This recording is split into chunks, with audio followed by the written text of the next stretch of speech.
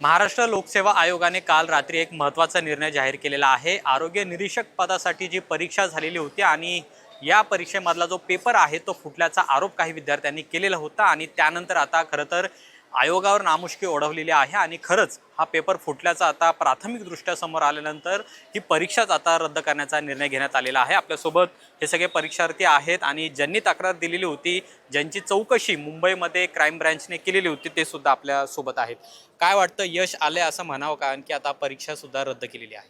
नाही, यश नाही आलेलं, कारण ते ज्या कोण एका विद्यार्थ्याला मिळाले त्याचं नाव त्यांनी डिक्लेअर केलेलं नाही। त्या विद्यार्थ्याला कसा मिळाला, त्याच्या एक क्लासवाल्याचं नाव होतं, त्या क्लासवाल्याला कसा मिळाला ते पण डिक्लेअर केलेलं नाही।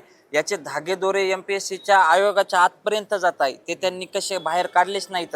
त्यामुळे हे प्रकरण त्यांनी गुंडाळण्याचं, मुलांना एक्झाम परीक्षा कॅन्सल केली आणि एक्झामचं गाजर दिलेलं आहे फक्त। हा म्हणजे न्याय मिळालेला नाहीये। सुरुवातीला ज्यावेळेस तुम्ही तक्रार केलेली होती त्यावेळेस आयोगानेही असं म्हटलेलं की कुठेही पेपर फुटी झालेली नाही आणि उलट तुमच्यावरच दबाव आणण्याचा प्रयत्न किंवा कारवाई करण्याची धमकी सुद्धा त्यावेळेस देण्यात आलेली होती। हो, धमकी दिली होती। तसेच म्हणजे गुन्हा दाखल करू, हा खोटी तक्रार करतोय, नापास झाला म्हणजे असं मेंटली टॉर्चर पण केलेलं आहे। याची नैतिक आता जबाबदारी ज्यांनी स्टेटमेंट दिलं, अध्यक्ष, सचिव, आणि नोटिफिकेशन पण काढलं माझ्या नावासकट नापास झाल्यामुळं असं। पण आमचे जर मार्क्सच सांगितले नाही तर नापास झाला कशावरून?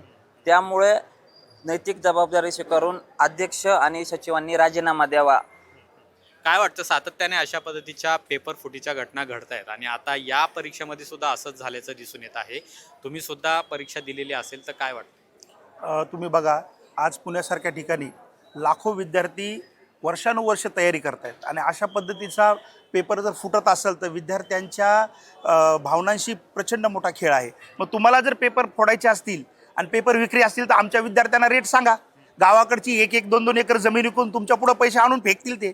कशासाठी परीक्षा घेताय, कशासाठी नाटकं करताय तुम्ही? हे सगळी विद्यार्थ्यांचा प्रचंड मोठं नुकसान ह्या सगळ्या व्यवस्थेमुळे झालेलं आहे। काय व्हावं आता यापुढे? होणार आहे असं म्हटलेलं आहे, तारीख सुद्धा लवकर घोषित केली जाईल, पण तेव्हा सुद्धा पेपर फुटणार नाही याची शाश्वती नाही। ज्या प्रकारे आज देशभरामध्ये महाराष्ट्रामध्ये रोज पेपर फुटत आहेत, म्हणजे पोलीस भरतीचा पेपर फुटला, टीईटीचा पेपर फुटला, पीएमसी इंजिनियरचा पेपर फुटला, म्हणजे शिक्षक व्हायचे घोटाळे करा, डॉक्टर व्हायचे घोटाळे करा, पोलीस व्हायचे घोटाळे करा, ड्रग्ज इन्स्पेक्टर व्हायचे, तलाठी व्हायचे घोटाळे करा। म्हणजे आता महाराष्ट्राचं नाव हे पेपर फुटी राष्ट्र ठेवायची वेळ आली आहे। त्याच्यामुळे आता कुठेतरी राहुल गांधी जे असतील किंवा रोहितदादा पवार असतील, ह्यांना हा विषय लावून धरला म्हणून त्यांनी फक्त चोरी झाल्याचं मान्य केलं पेपर फुटीचं। पण पेपर फुटीचे खरे आका कोण आहेत हे समोर येणं गरजेचं आहे। ह्या सिंडिकेटमध्ये सामील कोण आहे हे समोर येणं गरजेचं आहे आणि त्याच्यासाठी सीबीआय मार्फत चौकशी झाली पाहिजे। आणि एमपीसी ही संविधानिक संस्था आहे, त्याच्यामुळे तुम्ही संविधानिक संस्थेचं मध्ये भ्रष्टाचार झालेला आहे, त्याच्यामुळे ह्याची सर्वोच्च न्यायालयाच्या न्यायाधीशाच्या मार्गदर्शनाखाली सीबीआय चौकशी झाली पाहिजे। सीबीआय चौकशी व्हावी अशी मागणी आहे। काय वाटतं, पेपर परीक्षा आता रद्द झालेली आहे, पण पुन्हा जेव्हा फेरपरीक्षा होईल ती कशी व्हावी अशी अपेक्षा?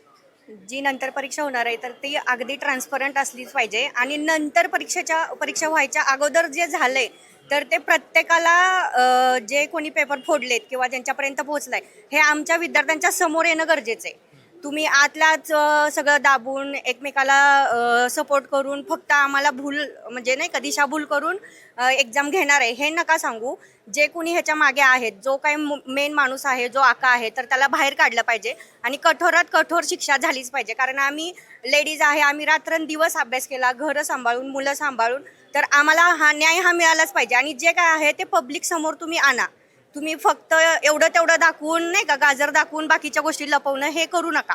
हीच आमची तात्पुरते कारवाई नको असं म्हणणं आहे। काय वाटतं, आता परीक्षा रद्द झालेली आहे पण पुढे काय नाही? पूर्ण ट्रान्सपरंट इन्व्हेस्टिगेशन झालं पाहिजे आणि जी पण पूर्ण चेन आहे ती प्रॉपर शोधून आणली पाहिजे। जसं की आर्टिकल 16 मध्ये आहे की सर्वांना प्रॉपर एज्युकेशन किंवा जॉबची ऑपॉर्च्युनिटी असते ती प्रॉपर अप्लाय झालं पाहिजे। आणि सुप्रीम कोर्टमध्ये ज्या पण जशा केसेस आहेत 2007 पासून त्यांचं प्रॉपर एक्झाम आणि ट्रान्सपरंट इन्व्हेस्टिगेशननीच सगळ्या आजपर्यंत जस्टिस भेटला आहे, तसंच आम्हाला पण भेटला पाहिजे। वेगवेगळ्या मागण्या आहेत आणि त्या आता पूर्ण कराव्यात अशी यांची मागणी आहे। जरी ही पेपर परीक्षा ही रद्द झालेली असली तरी आगामी काळामध्ये अशा पद्धतीच्या पेपर फुटीच्या घटना घडू नये आणि आता जो प्रकार घडलेला आहे त्याची सखोलपणे चौकशी व्हावी।